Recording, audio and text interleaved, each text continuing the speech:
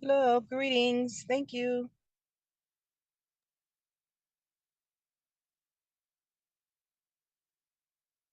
Good evening, everyone. Thank you so much for joining us. I am Keela Crane, and I'm a member of Bethel AME Church of Ann Arbor. And I'm here with my co-host, Preston Pogue. Preston, you want to introduce yourself? Hello, everyone. I am a high school student, senior at Washington International High School, and I also have been a member of Bethel AME for quite a 5-ish years. So hope everyone's familiar with me.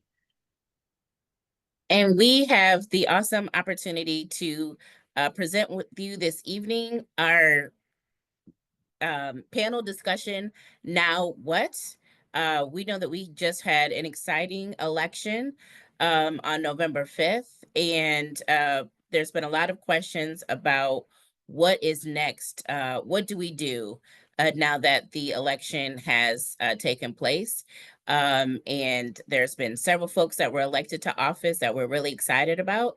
There are several folks that we may not be as excited about, but we still have work to do as the body of believers in the greater church community.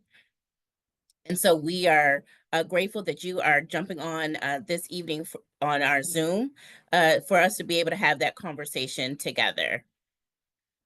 A little agenda for us that we will have an introduction of our panelists, and then we'll do a little bit of level setting. There's been a lot that has taken place over the last 30 days. I don't know about you, but I can't believe it has just been 30 days since we had our general election. But a lot has happened. And so just do a little level setting just to make sure that we're all on the same page. And then we'll begin our panel discussion with two phenomenal women who are leaders in their own right here in the greater Washtenaw County and Michigan communities. And then we want to hear from you all. At the bottom of your screen, there's a chat feature. So if you have questions for our panelists, feel free to put any comments or questions that you may have in the chat so that we can engage with you. And this can be a robust discussion because it's not just for us to talk to you all, but for you to get the information about how you can be engaged with our new elected officials and all that is going on in our greater community.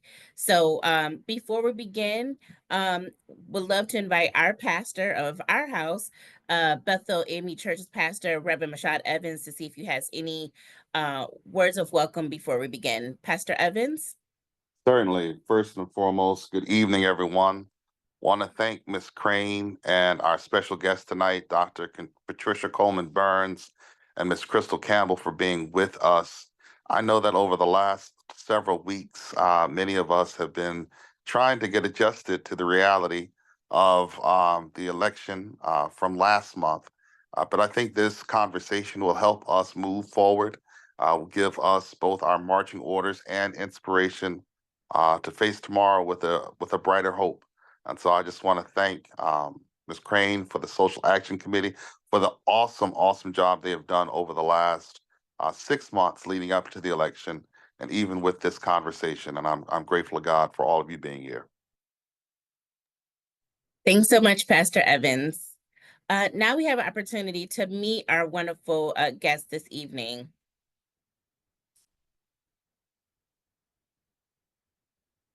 So, Reverend Dr. Patricia Coleman Burns, she is no stranger to us, but to make sure that everybody's aware for the wonderful work that she does, she is a University of Michigan Assistant Professor Emerita of Nursing and affiliated faculty in the Department of Afro-American and African Studies.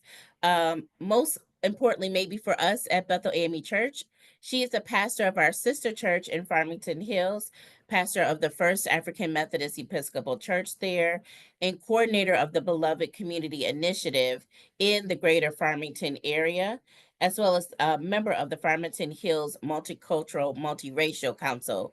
Thank you so much, Pastor Coleman Burns, for being here with us this evening. Thanks for having me. I am so excited to be here and to be with you who have organized this. This is phenomenal. Thank you. Thank you. And next we have Miss Crystal Campbell. Crystal is a native of Flint, but lives here in the greater Washington County area with her husband. And as she says, 2 happy children, which we always like to see.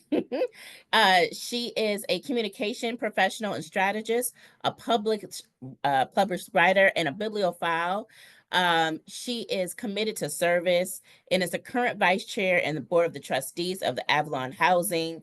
And she serves as a member of the Washington County Community College Foundation's Women's Council.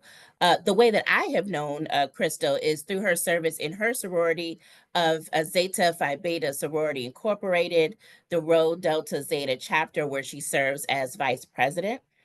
She also has served as a past presiding officer of Naomi number 12, Order of the Eastern Star of the Prince Grand Hall chapter.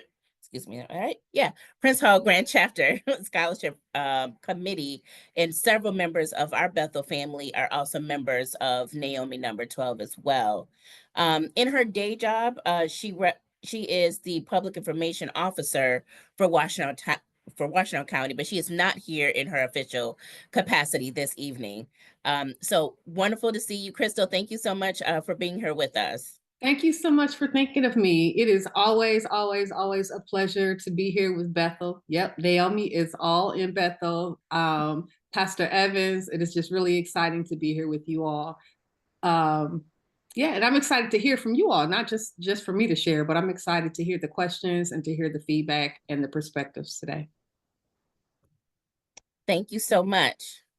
So before I turn it over to Preston to begin our dialogue this evening, we wanted to do a little bit of level setting to make sure that we are all on the same page about what has transpired over the past 30 days and what is yet to come.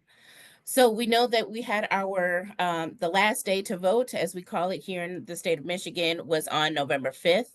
But the votes have to be certified by the county as well as the state. So all of the elections that happened within Washington County, or all of the local elections that happened on the municipal level, whether that's the township level or the city level, was certified by Washington County's clerk's office. The ones that may be spread over multiple counties, or the statewide or the presidential elections, those had to be certified by the State Board of Canvassers. So all of those votes were certified on November 22nd, just a couple of days ago. And then the Electoral College will meet in the next couple of days. And I believe that the governor just signed the electors for the state of Michigan a couple of days ago. So if she has not done that, she will be doing that in the next couple of days. Our current state and federal legislatures will continue working through the end of the month. So our state House and state Senate members, they are fastly working through what we call the lame duck period, which means the period between election day and the end of the term. So members of the House and Senate in Lansing are feverishly going through many different bills to determine whether or not they will elect, or they vote them out of committee and out of the legislature and send those to the governor. And similarly, Congress is doing the same. So all of the folks who are current members of Congress are in their lame duck period as well. And then our new state officials and local officials will be sworn in and take office between now and January 1st. And then the new Congress will be sworn in, I believe the 120th Congress, I think, I might be off, will be sworn in early January, and the new president and vice president will be sworn in on January 20th, as is constitutionally required. So that is kind of what we have been doing over the past month and what will happen over the next month. So with that, oh, yes, sorry. Our last slide about the new elected officials. So last month, we elected many brand new officials, including a brand new county treasurer.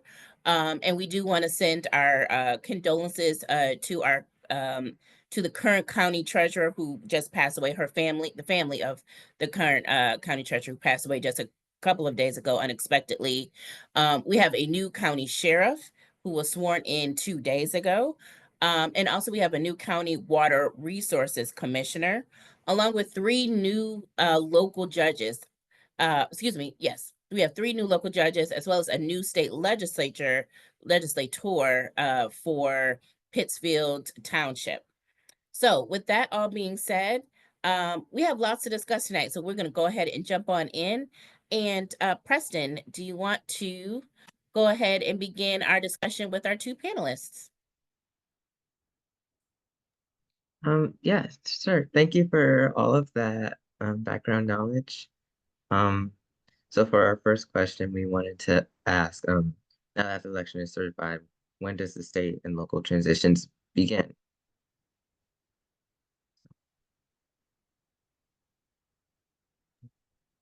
Well, Dr. Coleman Burns, I defer. I will answer, but I defer and allow you response first. Once you turn your mic on. Can we start quickly this way? Can we get a sense of, we can use chat. Think about, and at the count of 3, I'll ask you to flood the chat with the response to this thought. How are y'all feeling? Pick out one word. Amazing. But you're going to put it in chat at the count of 3 and just flood the chat. And the question is, how are you feeling post the elections? I know God got you, so we're not worried about that. But how are you feeling having lived through the election? Oh, okay. Very good. You all already had that question. All right.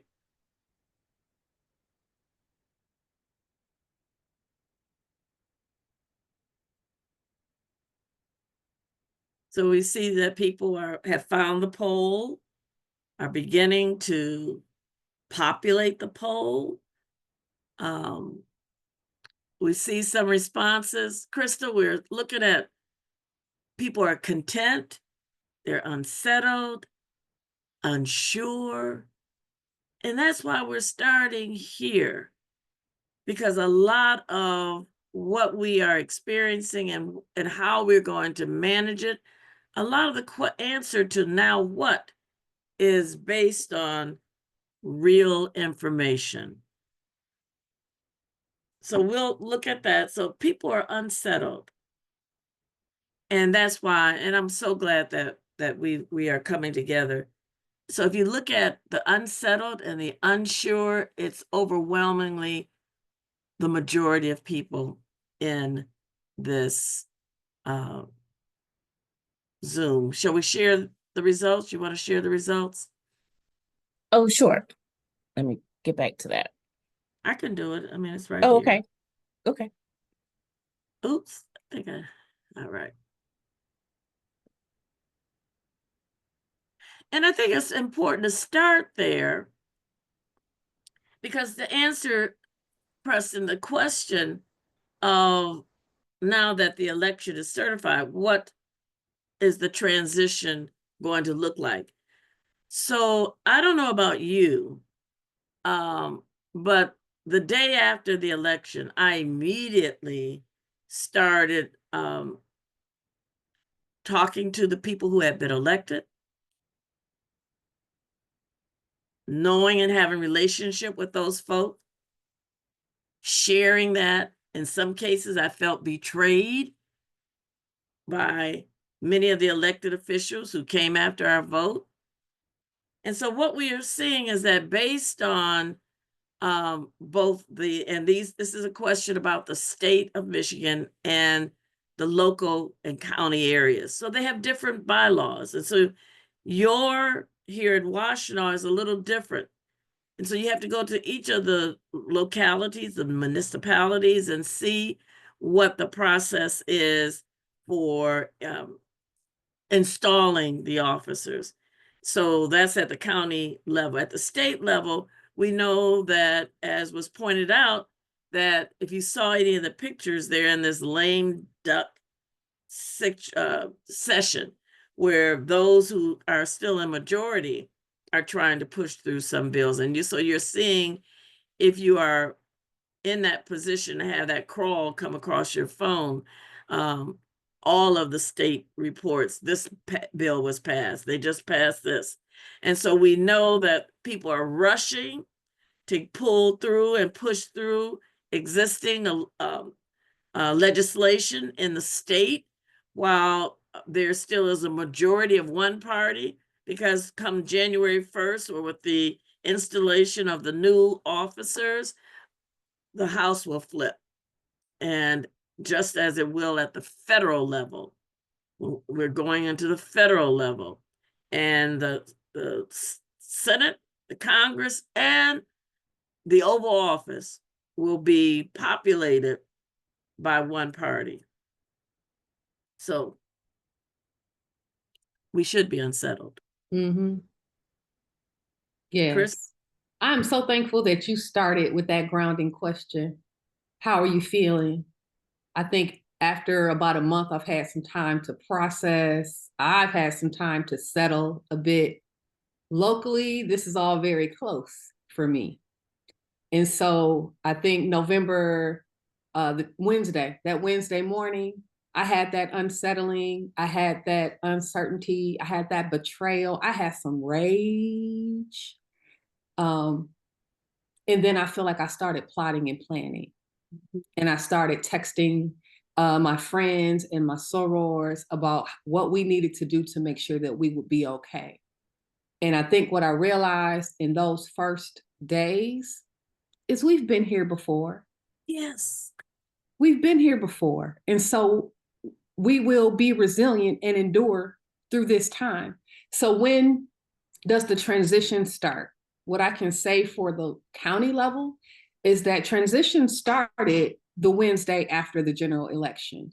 I am strengthened by the fact that the new people that that Sister Crane put up on the screen are women, and they represent, along with our existing elected officials like the prosecutor, like the clerk, like the existing state representatives, the existing senators. For us, they represent our last line of defense. So no matter what happens at the federal level, we know that we've elected local officials here in Washtenaw County who have our best interests in mind. And they've started to plan and to transition already. What does that look like? That looks like speaking with their potential cabinet and staff members, right? Those new elected officials are talking to folks who they'll want to serve with them. They are shoring up their priorities. In an election season, they call it a platform, right? It's how they sell themselves to the public.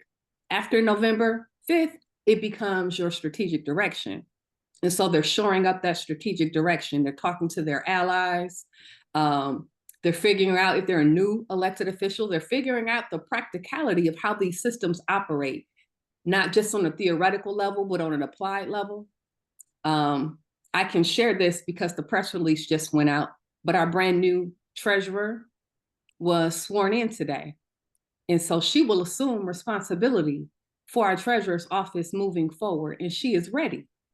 And she is ready because on the Wednesday after the general election, she sat down with Catherine McCleary, bless her soul, may she rest in peace, and started to plot out what the next 4 years will look like. She started to learn what is necessary in that office. And I happen to know that that's exactly what Judge Kareem Moore did. And that is what State Representative-elect Morgan Foreman did. And that is what Sheriff-elect Alicia Dyer did. And that is what Water Resource Commissioner-elect Gretchen Driscoll did. So our transition started then. They are preparing, they are getting ready. And I'm looking forward to the rest of our discussion so we can discuss how we can help them and how they can help us over the next several years.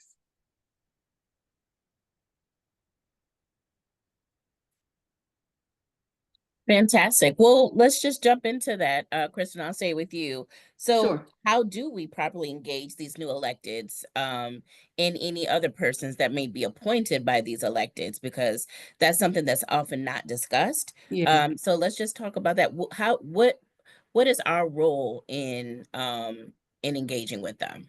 Yeah. I can speak to this from two perspectives. One being, being a person who works inside of the county government, and then one being a taxpayer in our community. It's our job to be their accountability measure, their accountability partner. And I say partner because sometimes the general public will point fingers or make demands, not realizing that we are partners in this thing. So yes, we help them stay accountable. We help them remember what their platform is, and what their strategic direction should be and shall be, and how they're doing. Practically, how we do that is they have email addresses that are readily available. When does your city council meet? When does your school board meet? When does your township board of trustees meet? When does your county commission meet? Find out when those meetings are. Are they live streams? Are they in person that you can visit? Is there an audio recording that you can listen to? The agendas have to be posted in advance of that meeting. Review the agenda. Take a look at it. See what they're considering. See what they're going to spend some money on. See what initiatives that they are championing. We're going to throw that word out. See what initiatives they're bringing forward. Their priorities. Yes, thank you. Their priorities. And if it's aligned with where you are, let them know. They need to know when they're doing well, just like they need to know when you got to pull their coattails and say, just a minute, that's not what you promised us. That's not what you said to us. But their emails are out there. They have websites. Most of them have a clerk or an operations manager or someone that you can reach out directly to. The information is all out there. And so our role and our responsibility is to be their accountability partners. Even judges, you can go sit in courtrooms. You can go watch court and watch how those cases are unfolding. Lots of our local electeds, local judges are live streamed, and they're live streamed all over the world. I get phone calls all the time from Great Britain, from Germany, of folks who are very impressed with Judge Simpson or very impressed with Judge Irain, with their demeanors and the way that they apply the law and the way they communicate the law. You also have the right to sit in those courtrooms. So that's our job, to be an accountability partner and to be a champion when it's necessary to provide them with encouragement. And I think, why have we come to this period at this time? Crystal emphasized the successful election of women, for example. And a lot of what we're experiencing is as a result of our prior success. And the pushback that we're feeling and are up against, I'll just say it this way.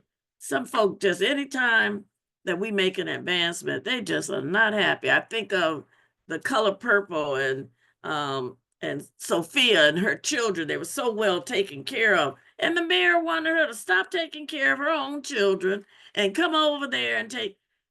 When we succeed, people can try to block us. So Crystal said, and one of her first statements was, we've been here before. What does that mean? That means many, and I'm not trying to be ageist, but many of our young people, I've worked with young folk, and when I talk about the end of affirmative action in 2008, I had somebody say to me, I was a kid. I don't know what y'all talking about. They didn't see that. They have not experienced the civil rights. They have not experienced our successful struggle. So we have to show them and tell them how we did it before. That's number one. So it's really time to talk about some of the accomplishments that we've made as a community over the many, many decades. I was in a space with James Clyburn, and he talked about, and it always impressed me. He said he is the 9th elected Black congressman in Charlotte, South Carolina. Now we know that's Mother Emanuel. That area is where someone knew the history of that church and that church, Mother Emanuel, in leading to social justice. And so that young man went in there to Bible study and sat down and murdered 9 of our members. But what James Clyburn talked about, he's the 9th Black elected congressman. The distance between him and numbers 8 through 1 is 100 years, almost 100 years, which means that we're in a period like we were then. That was the end of the Civil War. That was Reconstruction. That was when all of the Black and women and laborers were elected to positions in their states and in the federal government. And some folk weren't having it. So they removed the troops and unleashed white supremacy and unleashed the Jim Crow laws. So what am I saying? Number one, we have to know the history and how we did it before and what to look at. Number two, you might get the sense of looking at the role historically of the churches. So all those people that were elected, they were in our churches. They were our family members. We nurtured them. We could go to the pastor and say, Pastor, my daughter, my son is in trouble. Can you go and talk to the judge? So building, again, a strong community, a strong faith-based community, and nurturing the people that we've elected. The third thing means before election and after election, we need to have relationships with those people. That's what she said. You can't call, well, you can. I mean, we can do that as citizens and simply send them an email. But when you have a relationship, you can hold them responsible. So what are the things immediately, the folk that came and asked me for my vote as a pastor here in Farmington Hills, I'm sending messages to them, as Rachel Dawson knows today, saying your regents are acting up. Tell them to step back. Tell them, and I gave her the numbers. And so I hold my legislators accountable, but I'm in a relationship. I invite them to Kwanzaa. I invite them to Juneteenth. I invite them and go to places where they go so that we can then, so those are the ones who may not look like us, who may not know us, that we can then have relationships and be able to call out and say, well, on such and such date in your speech, when you asked my vote, you said you were going to do this. Let's see how you've done. So all of those are strategies that we can do individually or collectively, because sometimes we can't be everywhere, but someone, we need to share what our strengths are and what we're able to do. So number one, make sure we know the history of how we did it before. What were the successful strategies and tactics? Number two, look at the role of the church in nurturing and building relationships with our community. And three, get to know the people. In fact, before and after election, and in fact, some of the people are in our church. So let's make sure that we nurture them. Thank you for all of that. I was just going to follow up with you and ask you about the role of the church, but you already have set us straight on that. So thank you. Go ahead, Preston. Moving on to the next question, right? So, as a congregation, how do we properly engage with the newly elected officials on the local and state level? So I'm going to just thank you, Preston, for refocusing that question. And so I generally talked about having relationships, but there's something that Crystal said that's extremely important. We have to study the elected officials. What are their jobs? What are their responsibilities? What are they doing? Hold them accountable. So that means, and again, maybe you only have one of the elected officials that you're focused on, or two, or level of roles and responsibilities. But one of the things that I think we recognized perhaps in January 6th of 2021 is that many people did not know Civics 101. We didn't know what we were seeing as they climbed the Capitol building. And so that means knowing how the government functions, knowing where resources are and what the laws and the policies are, and being able to engage those as they are important and relevant to our own constituents, our own communities, our own churches. So one, study them. Who are these people? And the thing about it, and Crystal can add more, but the thing about it, you will see some positions are nonpartisan, but see, them people came from somewhere. So you can go back and study when they first came on the scene, who and where did they look at the finances. And all of that is on the state of Michigan, the Michigan State Secretary of State's website. You can go and look at every candidate, the ones that were elected and the ones that weren't, and look at they have to make and I think that's due December the 5th. They have to make an accounting of every penny, except for those big corporations. That's another thing.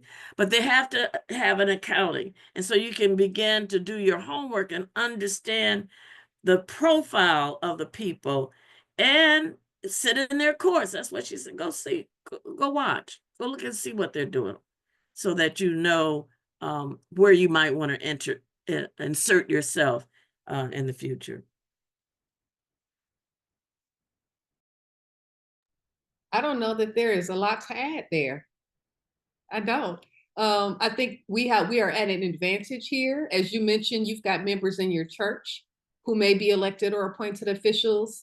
Preston, you have classmates whose parents may be elected or appointed officials. I happen to know a few.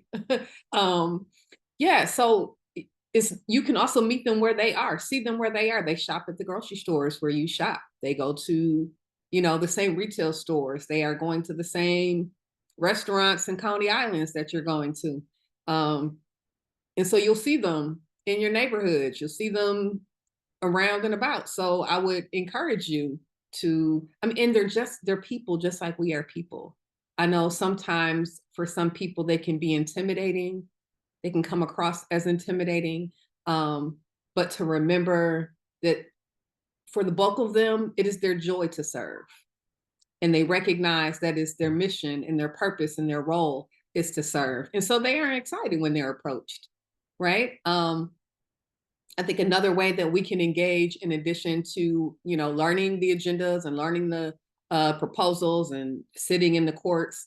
Back in the day, they used to have letter writing campaigns, right? Where you and your book club or you and your prayer circle will all write letters around a very specific topic or a very specific subject that that your elected official is dealing with. That's still an effective strategy.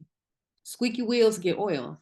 So whether those are a series of emails, whether those are like form letters that you and a group of friends or a group of family members write around an issue, those things are still effective. They have to be published in the public record. And then if you come to meetings, city council, township trustee, board of commissioners meetings, there's always an open period, usually at the beginning, sometimes at the end, when you can make comment. And so you can share how you feel about whatever the issue might be, whatever the concern might be, whatever the agenda item might be. And I've learned and I have observed that the people that do that are the ones that are influencing policy on a local level. And let me add one more thing. Someone recently taught me this, that sometimes we have to show up in those places that we would not usually go to the Rotary Club. Maybe you all go to that, but I'm saying go outside of our comfort zones, because people expect us to show up around George Floyd or Black Lives, so they may present them, and I'm not talking about from our community, I'm talking about broadly. And so they expect us to be there around topics that they may stereotypically associate with us, but go where we don't usually go. Sit in meetings, sit in events put on by people that maybe we didn't even vote for. Why do we do that? So we can learn what the lay of the land is. So it's really an endeavor that takes you to places, because you also have to listen. You know, my son, and some of you know my son because we come out of Bethel here. But he said, you know, the people who voted the way they did in November, they voted, many of them, in their own interests. What are their interests? What are they? And are there some ways in which we can coalesce as a faith community around some of the goals and objectives, not only with the voters, but with the elected officials? So it talks about us being truly social justice people, truly looking to make the world better for all of us by even making the world better for folk who perhaps don't even like us. You understand? But being clear and making sure that we understand what our priorities are. We often say that the AME Church didn't get established because of theology, but because of racism. So I say it all the time. When they tell me what I can't say, I say, you know, we don't have any theological differences. We came together because we were kicked out of St. George's. And here we are 200 something years later, still struggling over many of those issues. So I have a right to speak, and we get labeled with grievances. No, I'm a child of God. I'm a child of God, and I want to be like Jesus. I like to tackle on one more thing Sure. to what you shared. There are also opportunities to serve. Another way to get engaged is to join a committee, a board, a commission. Your city of Ann Arbor, city of Ferndale, the county level, townships, they all have boards and commissions. Some of them are more glamorous than others. Some of them are directly tied to your tax dollars. There's an advisory board for the public safety and mental health millage. There's an advisory board that's tied to this new older adults millage that just passed. There are the public health board. If social justice related to healthcare or health access is your thing, go look at the Board of Health. They are always nominating and accepting new membership. If social services and the way that nonprofit organizations receive funding, spend funding, and are held accountable for funding, there's a community action board that you can join, and then you will receive those reports. You can see the way that your tax dollars are spent and make recommendations, not necessarily be the decision maker, but make the recommendation to the decision makers. So what I posted in the chat is a link that tells you all the boards and commissions and committees at the county level here, but each city has their own, each township has their own. It's usually a monthly meeting, maybe 2 hours. It helps you to get to know your neighbors in other parts of the county. It usually sits at least 1 or 2 of the elected officials from that jurisdiction. So that's another way to engage with your elected officials. And then you learn the processes and you get to influence and impact the processes. And I watch other groups of people choose what their causes might be and champion their causes through these committees, boards, and commissions. And I watch the money get pushed out the door. We can get involved. We can get engaged. Can we unpack that a little bit more? Because that was a question that we had for you all. So thank you for engaging it early. How does one, you gave us a list, but how does one apply? What is that application process look like? So who is the decision maker to choose between you and myself? Who gets to sit on the advisory board? Right. And then, like, if I get chosen for the advisory board, you talked about a little bit just now, like, what are the opportunities that we get to have? And then finally, my last follow-up question on that is, like, should this be something that our church has encourages our members to be a part of, like as Bethel, as Fame, should we be encouraging us to be to apply to be a part of these boards? So I know those are a lot of follow-up questions. Short answer is yes. I'm going to work backwards. Yes. Encourage your members to get involved. Encourage them to sit on boards, committees, commissions. If you have subcommittees within your church, then members of those subcommittees can apply for the various boards and commissions that coincide with those subcommittees. There's even a youth commission, Mr. Preston, and there are representatives from all over the county that sit on the youth commission, and they do programming and they engage other young people. So short answer for that last question is absolutely yes. I talked a little bit, your second question, I did talk a little bit about what the expectation usually is. It's like I said, it's a couple hours a month. It's usually one meeting per month. Nowadays, there are more and more virtual meetings. So you may end up in another Zoom. That's just what we need, but it could be an important Zoom. You get agenda packet, a week in advance of your meeting. Read the agenda packet so that you know what's coming, so that you can speak intelligently about it, so that you can learn about it. There are often guest speakers and presenters, depending on the board or commission. But I would say that the time commitment is not excessive. And it represents service, but it also represents an educational opportunity, and it puts Bethel in the room and at the table. And then in terms of how to apply and who makes the decision, they're all open. It's literally an application and a resume. And I can tell you from experience, it doesn't have to be an elaborate resume. Usually for our boards and commissions, there are sectors. So there will be a general public sector. If it's the health board, maybe it's someone who is a nurse or a doctor. There will be maybe an education portion, right? They usually break them down and need a certain number of representatives from each sector. And so you just figure out where you fit in. This is where relationship can sometimes come in, right? You can send a follow-up email that says, hey, I'm interested in serving on this board or commission to your elected official. I like to speak more about it. I like to learn more about it. Or I'm just putting my name on the radar so that you will see my name when it comes across your desk in the form of this application and resume. So similar to a cover letter, right? The same way that you do a cover letter for a job, you do a cover letter when you apply for a board or commission. And ultimately, on the county level, it is the chair of the board who decides who gets that spot.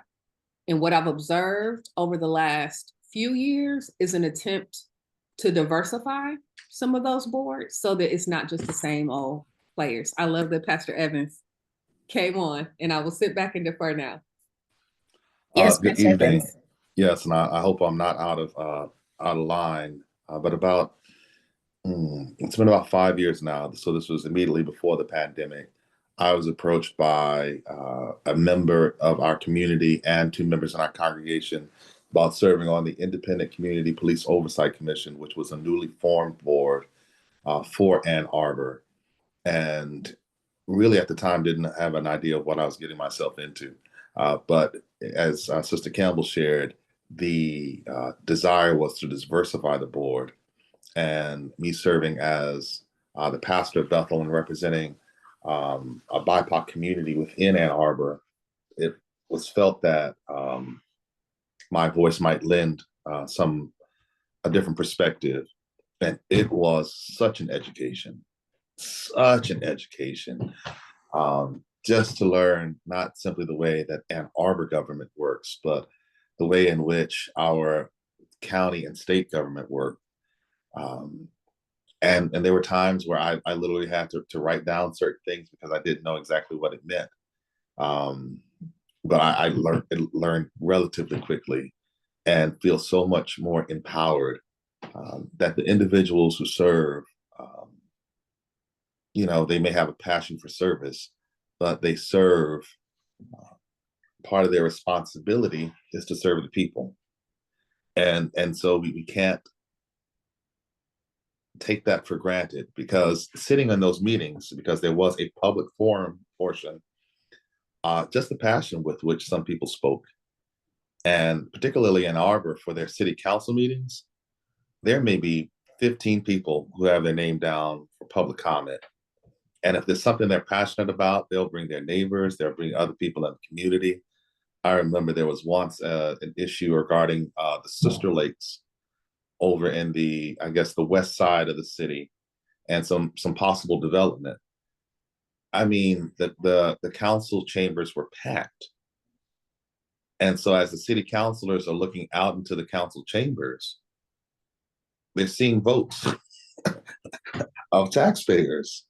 And so with that kind of mass numbers, I have no doubt that their presence influenced how those individuals voted, and that their voices were certainly heard. And so I think it's very important for us to be engaged, because that's part of our DNA, coming together to make a difference, to have a voice, to have a vote. That's part of who we are. And we can't shrink back, because there are other communities that do that well, that organize, that say, listen, this is what I need, this is what I want, this is what we need for our communities, for our schools, for our children.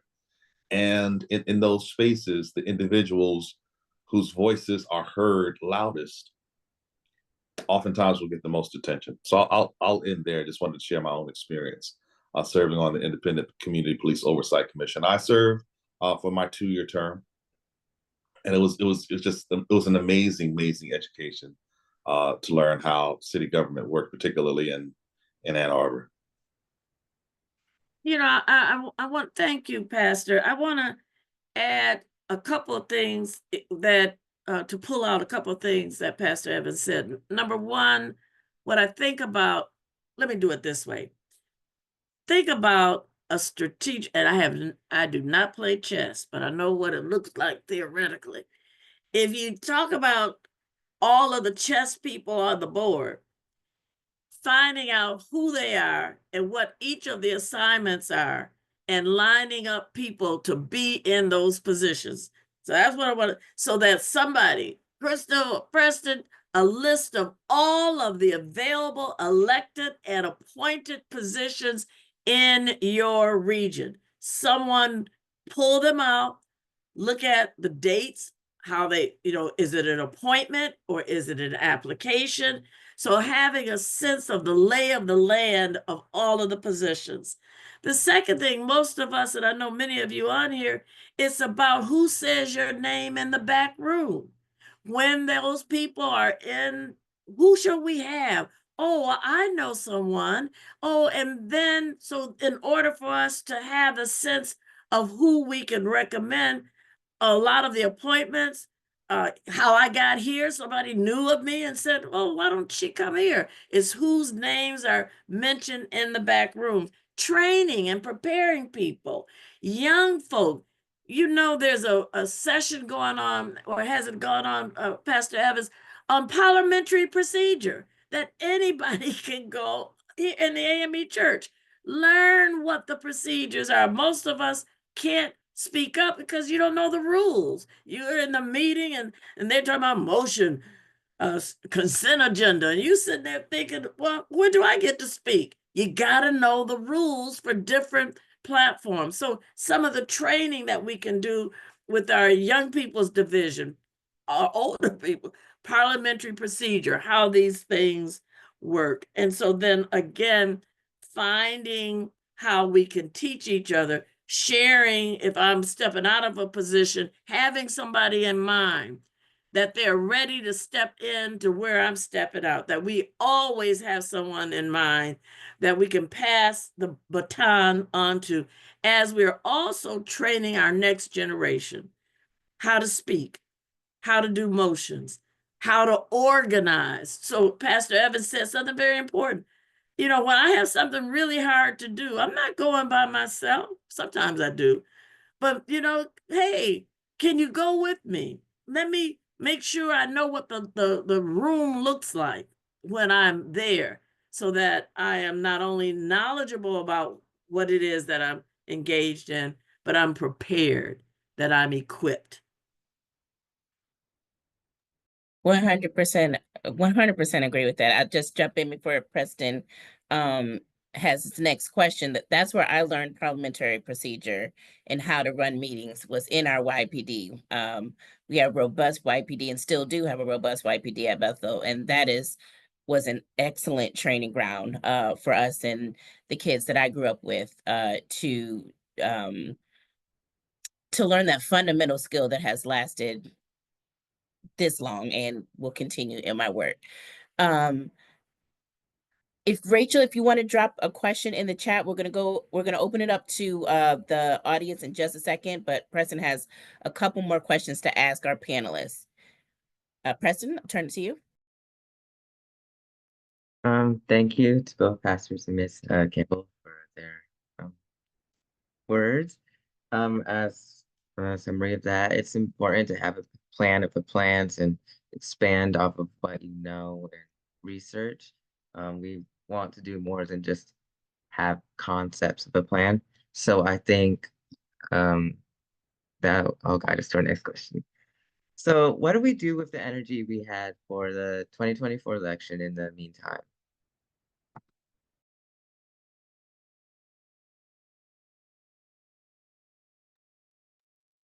Well, someone has always said we worked really hard, and the reward for hard work is more work. Take that energy, do a little bit of crying and a little, down in the mouth, and then do a little review of what went wrong. We trusted this one. We didn't listen to that one. We weren't prepared. Learn some of the mistakes and then choose a project. So right now, I'm working on two. I'm still working on policing and Farmington Hills that been doing it for 3 years. We'll continue to do that so that people living in Farmington Hills, formerly sundown town, even though it wasn't called that, people who come to visit me or who drive through are not disproportionately receiving pullover by the police. So I continue to put my energy into making the community where I live safe. And then, of course, the battle at the University of Michigan, the gaslighting. Oh, we're not going to end DEI. Yes, you are. So putting my energy into what my next project is, because voting is only one tool. It's only one of the things. We have to do all the other things. And then spending a little time with God, like, God, what you want me to do now? Explain to me, Lord, what happened on that day. So having a conversation with the Lord. And in our Bible study at Fame, we've been looking at Jeremiah 29:7. Pray for Babylon, because when things go good for Babylon, they'll go good for us. Understanding 1 Samuel and how the people asked for a king. And God said, they're not rejecting you, Samuel, they rejected me. So using our energy to recenter ourselves, not only understanding we have to live in this world, we live in Babylon, but we pray for Babylon. But we also know that this is not our spiritual walk. And so understanding God's purpose for us for such a time as this, understanding what time this is. And so that's a very spiritual walk, taking the energy that might have been depleted, turning it into spiritual energy, readjusting and refocusing on what our goals are now. Our children need a lot of things, and they need to be safe. My grandson called me on that Wednesday morning and said, "Grandmama, what?" So I have to, we have the future. We have to continue to take that energy and forge forward, because as long as we're here, until Christ comes back for us, we got to be about our purpose. Yes. I think the young people say, keep that same energy. So I support everything that Dr. Coleman Burns said. We keep that same energy. I think after the November Tuesday date, on Wednesday morning, I started writing lists. It is part of the way that I process things. It is a part of my self-care. It's a part of my meditation. It's a part of my prayer. And so I made a list for myself, and I'll read it if it's okay with you all. And this list is how I'm going to refocus my energy. Because while I was disappointed by the results, I was really rooting for a particular candidate. I did not expect that that candidate was going to be able to fix everything. There was still going to be some things that I had to do here at home and in my own community to make it where I wanted, the way that I wanted to be, and make it the community that I want to live in. And so my list, number one, was check on and care for my elders. Because if this environment is going to get more hostile, and we know that it will because it was last time, then they're going to need us. They're going to need for us to check on them to make sure that they're warm and fed and, and getting around. And so I've got a couple folks that I text with. Yes, they text or call a few times a week just to check in. And if I don't hear from you, I will be at your door. And a few of them I have house keys for. I'm coming in if I don't hear from you in 48 hours. So number one on my list, what I'm going to do with this energy is to check on and care for my elders. Number two is I do have 2 children. One of them is making doll clothes out of latex balloons right here in front of me. She's very creative that way. But we have always been responsible for educating our own children. We don't rely on the standards of the public school system to educate our children. So continuing to pour into our babies, mine and my friends and my sorors and my Eastern Star Sisters children, that's a part of our job. We have to continue to do that. 3, ensure that my important documents are certified and that I have copies in multiple places. My birth certificate, my social security card, that of my children, passport, make sure you have a passport. Not that the borders will be shut down, but we need to be prepared in case. And so I will spend that energy making sure that all of my relevant documents are in safe places and that my elders and my children are as well. I may skip 5. But for those of you who believe in arming yourself, ensure that you do that from an educated position. And I will leave that at 5. Stocking up on medical devices, medical care, bandages, first aid things, antibiotics, making sure that we're aware of the natural ways that we heal ourselves, right? Dandelion root tea and raspberry root tea and all these other things that our grandmothers and our great-grandmothers taught us and told us, making sure that we have supplies to be able to do that. We saw what happened during COVID. We were fighting over toilet paper. What happens if you get a major cut? So making sure that we have those supplies.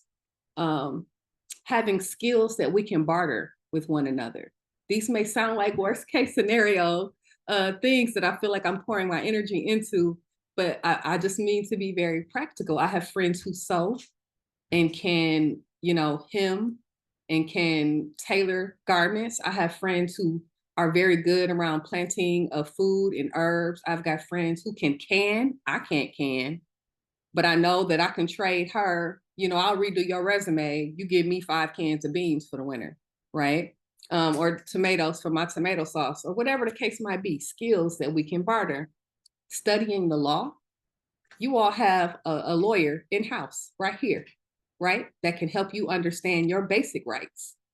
And you have a framework, you have the systems in place at your church to be able to share that information. Make sure you know the law, because ignorance of the law does not excuse you from the ramifications of that law. And we are now going to be under a law and order administration. That only applies to us, it does not apply to them. So making sure that we know the law. And then the last thing on my list is to pay off debt. And that can be small debt. I got friends, Klarna is a big deal for them.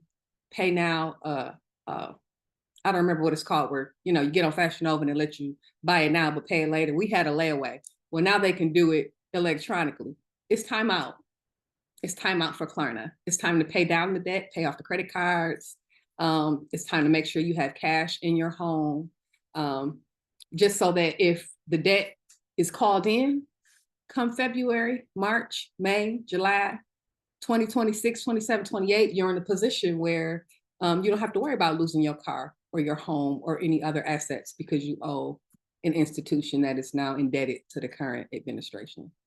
And so I'm keeping that same energy that I poured into being excited about getting a different administration elected, into making sure that me and mine have these practical things prepared. Yes, food security, organic gardening, yes. Absolutely. Yes, because the quality of our food is about to change. Meat, do you have a local source? Do you have a local source for your chicken or your steaks, right? We bought half a cow during COVID because you couldn't trust what you were getting from Kroger. So we went in with a relative on a cow from Milan, watched it get raised, it got butchered, and we deep froze it. I still got roasts in my freezer from 2022. But there are ways that we can do these things collectively. So let's use our energy, not necessarily to exclude anyone else, but to make sure that we are prepared and taking care of ourselves. Crystal, I love that. I love that.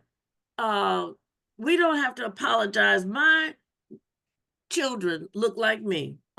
That's it. They look like me and my grandchildren. Period. I think I really, because we said at the beginning of this, how did we make it through before? This is how we knew hard times were coming. And, during, my parents were during the Depression. And they did not miss a blink. They did not miss a meal. Why?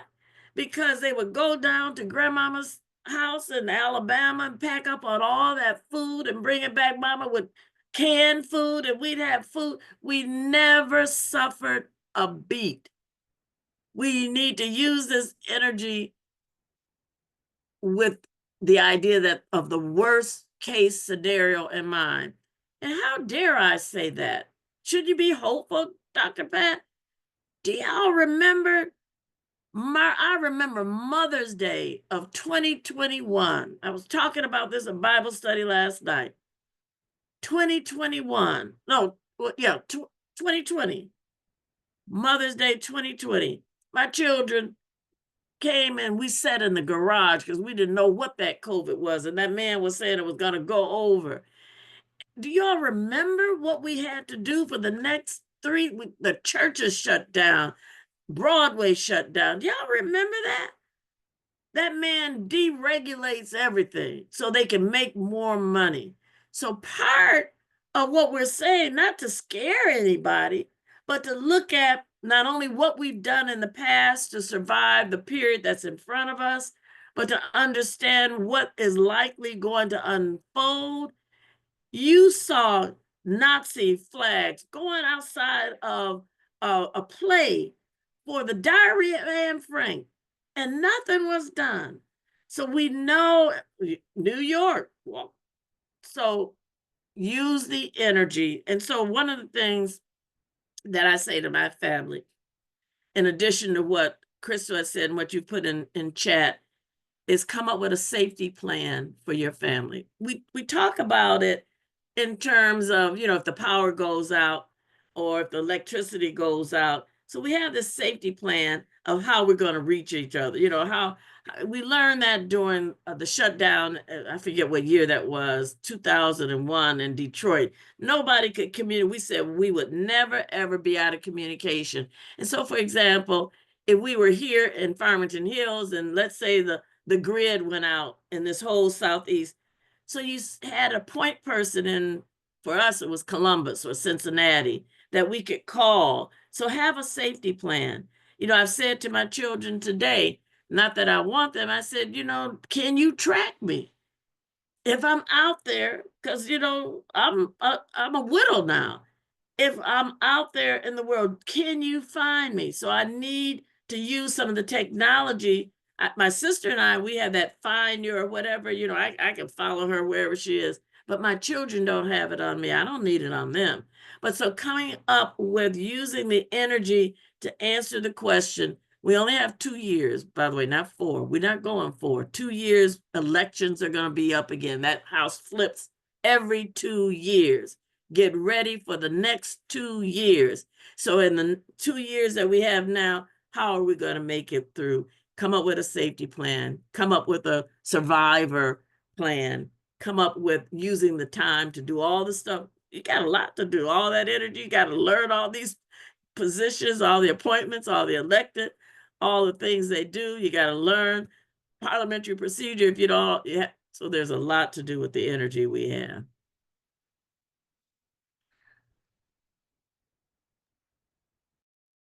Thank you. Go ahead, Preston. Thank you. That list was very helpful. I think we all got a lot of intellectual advice from that. Just before we turn it to the audience, would like to say that as disciples, we are taught to keep moving with this momentum and that there's always work to do. Jesus didn't give up. He literally died before he had continued to make progress and then come back and free us all. So I think it's important that we recognize that the work that we did before the election will never be over. We have to keep working next few elections. When I helped with the congregation and told my message about why I think voting is important in the first place, I didn't do it just because I was asked to, but because I actually I cared about the importance of everyone's future as a collective and what the consequences of not doing so as a citizen affects literally everyone.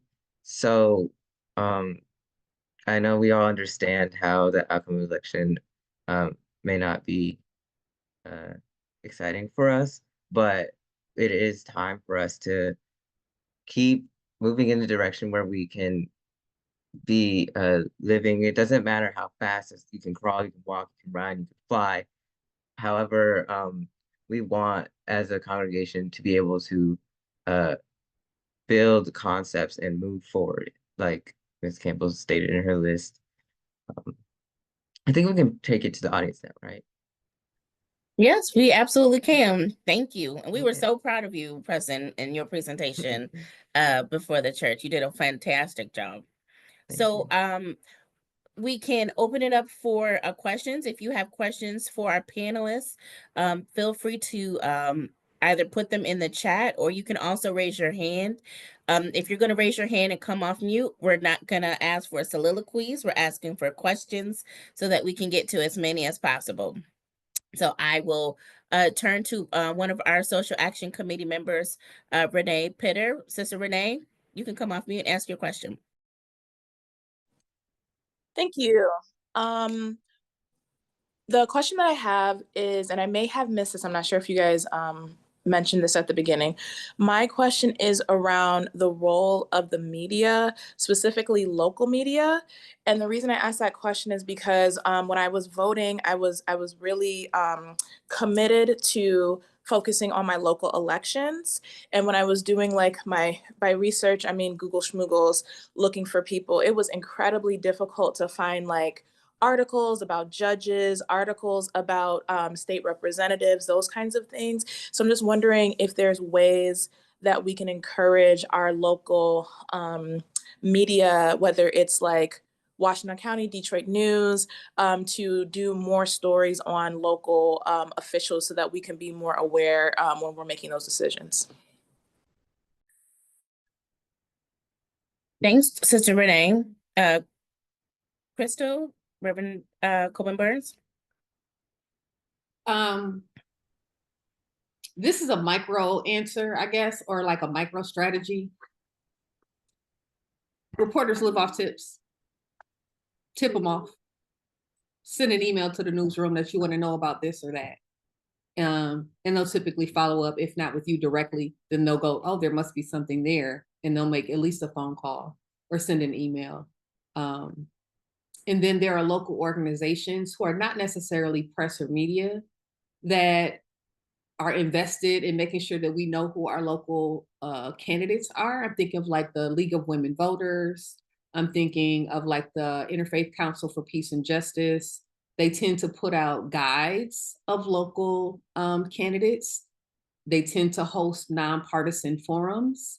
And so those are ways to find information around the candidates that are little known, your school board members, judges who are not necessarily in a big popular circuit court. But in terms of media, they live off tips. You could call them tomorrow and say, there's a problem in front of my street. Or, there's an elected official that I can't find anything about. Do they have something to hide? Could you find out? Sometimes you just got to pique their interest. But I say it's micro because it's not a systemic or large scale thing that you can do. I wish I had a better answer. I'm sorry. No, that's a great answer. So if you think about Ida B. Wells Barnett, and the response is that historically we had our own sources of information. So whether it is our Christian Recorder is a good place. So we need to pour into more of the instruments that we have as a church or as a community, whereby we can share good information. So that's one thing.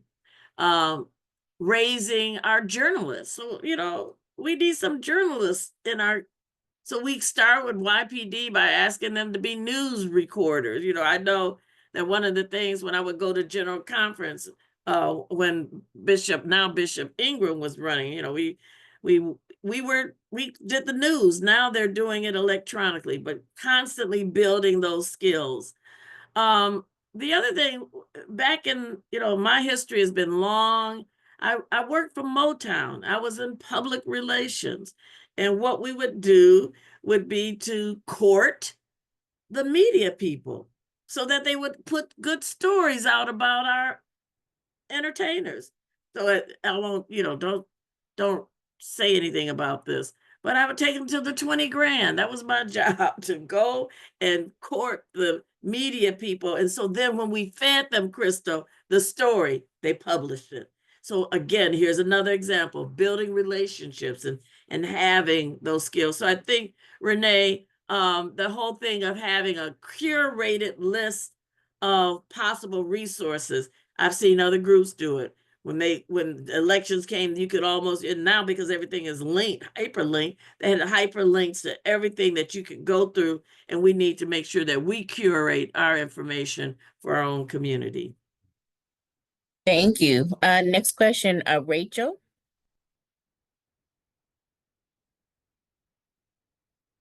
You have to come up. There you go. Go ahead. Can you hear me? I can. Go ahead with your question. Great. So we've spoken about the need to plan and organize, and I think Crystal's done a tremendous job at starting a list of individual planning that we all need to engage in. But I think we need to further discuss the need for the organization and planning of Black institutions to get back to the practices that we used to engage in. I think we learned from this election on a federal level, but things we're learning on a local and definitely on campus at the University of Michigan, that groups are so severed now. We're off on our own quarters. And even though we, back in the day, even though we didn't always agree, we found ways to meet, to come together to achieve the goals. And so how can we talk about reinvigorating our Black institutions to function that way, for the church to be the church, for the church to work with the D9, for the D9 to work with the fraternal orders, for the fraternal orders to work with the legal organizations, and not just within the Black community, but then to find collaborative efforts with other organizations such as the ACLU, which is often out, you know, they try and mock them as being too radical, but definitely an important organization in our time. So Dr. Pat, I just want you to address that and think about some of the historical lessons you can share with us. So, and thank you, Dr. Dawson. You know, my degrees are in social movements, and I look at social movements over time. And so when you look at the peaks and valleys, there are different moments and movements that require different things. And so we are coming out of a period where everybody could do their own thing. You did, you know, your sorority, my sorority. We are now coming into a period where we have to find common ground. We have to put aside those things that may distinguish us, because there's the force below us that's worse to all of us. So part of, I know what I'm doing in this period as around the DEI is I'm reaching out to organizations that I used to be involved in to bring them in around a common goal. So maybe we don't have the same mission and vision. Maybe we go to, but we've got to have an opportunity and an effort to bring people around a common issue. So one of the things that happened as a result of November, I've seen a whole lot of folk that, again, we used to act in concert, now saying, okay, it's time for us to get back together. So we're putting aside, you know, whether I wear pink or green or red or, you know, whatever, we're putting, and I don't mean to be that petty, but we're putting that aside to say, look, there's a bigger agenda that all of us have to come through. And so remember all those skills we talked about, how to run a meeting. Kyla, this is what we need. We need, how do you run a meeting so it's not co-opted? How do you run a meeting where you have a shared, agreed upon agenda so somebody doesn't come in and dominate? So that's a strategic plan that is based around a common goal. It also means that everybody may not come together with you, that you have to have discernment to understand who are those forces that are willing to put aside all of our differences and come together around a common goal. And so that common goal now, I saw it in Detroit, was, you know, the Black Caucus said, we're tired of putting our agenda on the back burner. We want our agenda to be addressed. And that meant education for our children, resources for our children, mental health issues for our children, health care. So an agenda that historically, or at least in this last period, we compromised on in so many ways. And so again, reaching out, and remember how we said early on, go to that elected officials event, volunteer your services, show up at their events, invite them to ours. We have to do that with all of the look what we have represented. We have sororities, we have the fraternal Eastern Stars, we have the church, we have the nurses. I see you, Joyce. We have all of those, and we have all of the forces, but most of us don't know anything about each other. We come to church, we say, hey, but do we know what the strengths and who the people are that worship with us? Let's pull on their strengths and pull them together around a concerted effort for these next 2 years and next 4 years. I really enjoyed that response. And I think that we do that well. We have the ability to do that even better, I would say it that way, in Washtenaw County. The way that I was able to be introduced to Crystal is that we were working together with many of our different sororities and fraternities, D9, as well as We Rock, and we were meeting fairly frequently and trying to figure out what we needed to do after the 2022 election.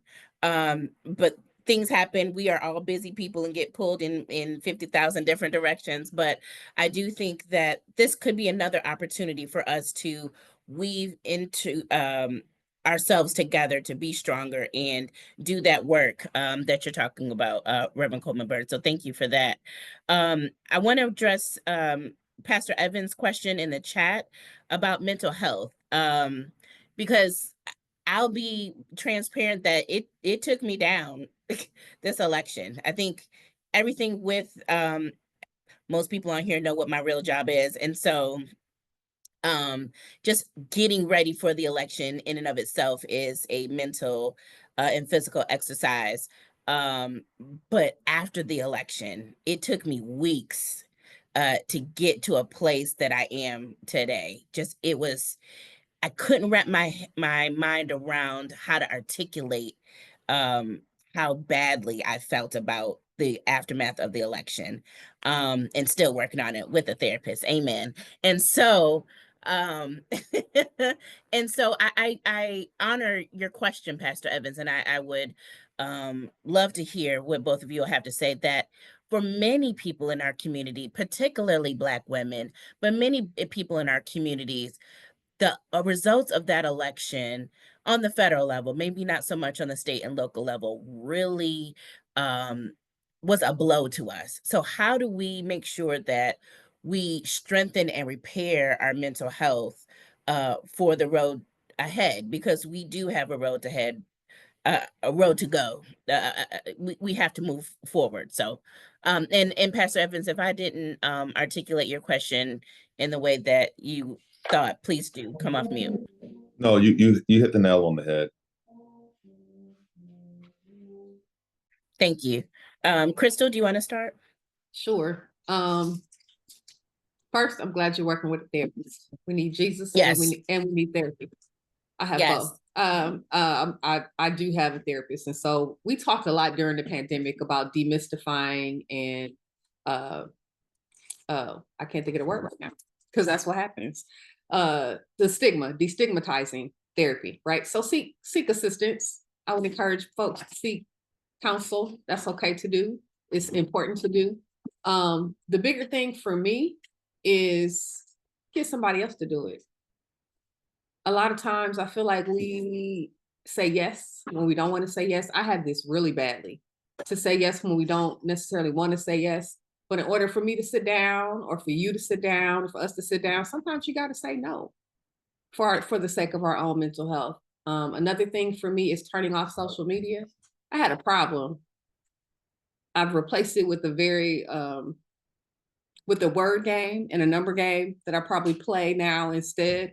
But it keeps my mind sharp, and it keeps me out of the clips from the talking heads. It keeps me out of everybody's diatribes. It keeps me out of the, the videos on both sides and everybody in the middle, because I found that it was feeding my anxiety. It was feeding my rage. And I would want to respond to things. And then that energy builds up inside of you. And then you go to work with this weight. And it made everybody and everything adversarial for me. And so I've cut down significantly on my social media intake. Again, I've swapped it out for this numbers game. But at least I'm not triggered. So yeah, get somebody else to do it. Make sure you get yourself a mental health professional, and stepping away from the social media. My husband watches news. I don't even watch news anymore. None of them. I don't want to see any of them. Not MSNBC, not Fox, not 9, 10, and Nick crazy right-wing stuff. I don't want to hear any of it. That's what I've done for myself in terms of mental health. That's helpful. You Reverend know, Colburns. yeah, mental health is an issue in our community for all the reasons that Crystal, the stigma attached to it. And I was, so we're studying Howard Thurman at FAME in our Bible study. And he talks about the spiritual process of meditation and removing all of the layers, and that the Negro spirituals was his tool for dealing with getting in touch with one's reality, with one's domain, with one's condition. And so I think that the church can continue to embrace all of the different media that can be used to deal with the emotional and spiritual and mental health of our members.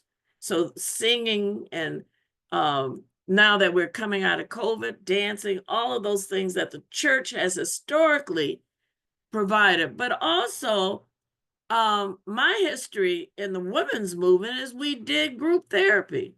We understood that if we were women and if we were Black women, we all were traumatized. And so there wasn't anything other than to get at it. And so we would have credentialed, licensed therapists. And so at U of M, we have a social work, an anti-racist therapist. He's out of Canada that we did some training with. But there are resources that are available to this community where there can be group therapy. So group therapy and meditation and those kind of large avenues are not so stigmatizing as one having to have a one-on-one with a therapist. But you sort of start in group therapy, and we can talk about that because we've done some, and Rachel knows we've done some at U of M, just perfect. Spent 30 minutes in a Zoom meeting, meditating. I thought, wow, this really works. This was really, just all of the imaging, and then providing opportunities for those of us who need something more for one-on-one therapy. So destigmatizing the need to deal with our mental health, the need to restore and to address the pain and the trauma that we've experienced throughout our lives, and more recently in this period, creating opportunities to do group work and providing, the same way we just had that list of how do you find out about a candidate, providing resources for further opportunities to be in therapy. And so I think we have to embrace it, especially for our young people. The anger and the rage that we're seeing in the high schools, in the middle schools. So for years, John and I, as some of you, we did the rites of passage. We took boys and girls through months of rites of passage with the idea of addressing the concerns that young people, they were 13-year-old, 14. We took them to places, we took them on trips, we taught them how to have a formal meal. That's mental health right there. So it's involved in having programs that address the needs of young people. And then again, if someone needs some more specific attention, having resources available for them. I see Janice Amen is on here, the camping, all of these group opportunities, because you have to remember during COVID, unless they did sports or something, many of our young people grew up for 2-3 years where they had no or little contact with human beings. I mean, with the broader social. So we got to do some catching up and provide resources. So there's mental health, group therapy for adults, for children, structured programs that address self-worth, what people feel. That's what the rites of passage was, helping to build capacity to know who they were. So structured programs so that we can address the trauma that all of us, and particularly our young people, are experiencing. Thank you for that. Thank you both. Pastor Evans, did you have any follow-up to that question? Or no, I think both of our panelists covered it very thoroughly. I'm grateful for what they have shared. For the members of Bethel who are on, this summer I did a series, regarding mental health, and particularly how it has been so stigmatized, especially in the African American community and in the faith community. But it was already shared. My favorite saying is, you can have Jesus and a therapist too. Yeah, it's so very important. And I even know the level of anxiety and even depression I was feeling after the election. And I know so many other people were feeling that. And so you have a wonderful list, Sister Campbell. And maybe just, one of the things we maybe want to add is to take care of your mental health, because it's, and I too have had to come away from the media in certain ways. But yes, to answer your question, Sister Crane, thank you so much for entertaining that question for us. thank you. And with our concluding minute or so, I want to give the opportunity for our panelists to give maybe a 30-second wrap up of how do we move forward? What are if you have a top 3 things that you think we need to do as we move forward from this election and head towards the work. And I will launch our concluding poll as we're doing that. I'll start with you. Top 3 things. I will say collaborate with community. We've already talked about taking care of yourself. Yeah, and taking care of your family. I'm really just excited to hear what Dr. Coleman's answer is going to be. So we'll transition to you, Dr. Coleman Burns. So the first thing, I got this invitation. I don't know, Kyla, when you sent it, but I thought, who does that? Nobody but the church is so in tune with the needs of its people. And I want to just celebrate what you all have done here. And look, it's the young folks. I just celebrated my 77, so I get the right to say that. Y'all are doing this. You got this. I feel so encouraged to see that Preston boy, you mess with me. So my closing words are, keep doing what you're doing. Use the gifts that God has given all of us. But look what you all are doing. So my final word, is who does this? Who does this? You all do. You did this. And I was so happy to be invited and to be a part of it, and so hopeful about the future. So I'm just happy. And you all got this. You got this. Thank you so much. Preston, do you have any final words as we get ready to conclude? And we'll give the last word to Pastor Evans. I actually do. Thank you. I just wanted to re-emphasize the importance of mental health. If that's okay. I remember when the election ended, I had the next day, I just had to take school off because I needed to process amid the world is cruel for having the expectation for just forcing you to return to work regardless of whatever's going on behind the scenes. It's important to check in on your family, check on your friends, check in on everybody, and make sure everyone is okay, but also make sure you are okay.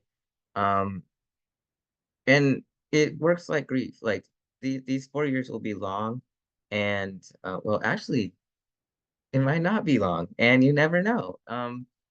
Uh, and what we do know is by law that this is the second term, which means hopefully this is physically not possible um, currently for the current candidate to have another term.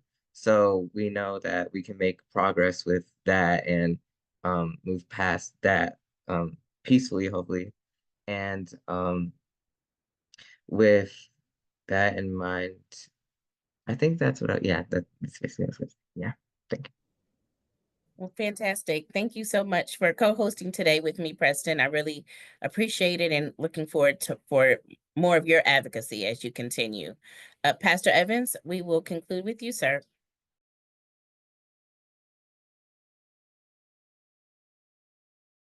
I want to thank each of you for being here tonight. Certainly want to thank again Sister Crane, to Ms. Campbell, to Dr. Patricia Coleman Burns, and to Preston Pogue, our youth moderator, who's not old enough to vote, but still leading the way.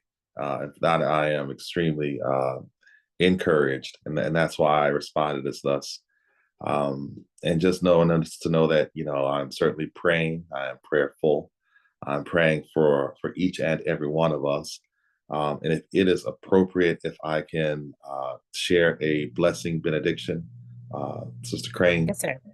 Mm-hmm. Yes, sir. As we kind of settle our spirits and look forward. And this is something I shared in church not too long ago.